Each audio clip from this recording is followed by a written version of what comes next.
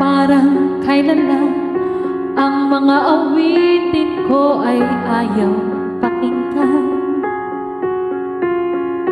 Dahil sa inyo, narinig ang isip ko at naintindihan. Dahil dito'y ibig ko kayo ituring na matalik kong kaibigan.